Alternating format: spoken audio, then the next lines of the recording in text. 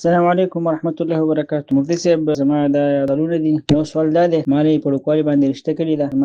زما د تره لور مې له غوښتلې ده. صحیح ده، نکاح څنګه دې شوې، خو هسې زما نیکه وایي چې هغه به دله ورکوو. نو اوس د نکاح وخت دی، موږ نکاح کوو، خو اوس زما مور وایي چې تا د خپلې نیاتۍ خوړلی دی، او زما نیا وایي چې تا زما تی نه دی خوړلی.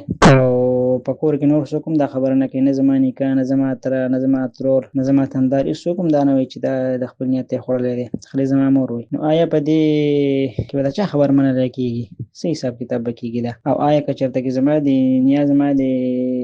نیا ما تی راکړی، یا ترې هېري، یا یاسې په غصباً خبره پټه کړي، بیا به څه کېږي لکه؟ او که دا نکاح وشي، دا کېدای شي؟ دا جواب راکړئ. चचाजाद के साथ इसका रिश्ता हुआ है कि वालदा कह रही है कि तुमने दादी का दूध पिया है, जी, तो मतलब ये रज़ात की वजह से आपके लिए जायज़ नहीं है, जबकि बाकी कोई उसकी तईद नहीं कर रहा और मज़ीद कोई दलील भी इस बात पर मौजूद नहीं है, तो ये निकाह जायज़ है या नहीं है? तो इसका जवाब ये है कि ये निकाह करना जायज़ है और इसमें कोई हरज की बात नहीं है। और रज़ात जब तक शरई दलील से साबित न हो कि दो मर्द या एक मर्द और दो ख़वातीन, उनकी गवाही जब तक न हो तो रज़ात का रिश्ता नहीं माना जा सकता। किसी एक खातून के कहने पर रज़ात साबित नहीं होती, तो आप अगर ये निकाह करेंगे तो कोई नाजायज़ नहीं है। लेकिन अगर आपका दिल मुतमईन न हो और आप न करना चाहे तो भी कोई हरज की बात नहीं है, लेकिन निकाह करने में कोई हरज और नहीं है।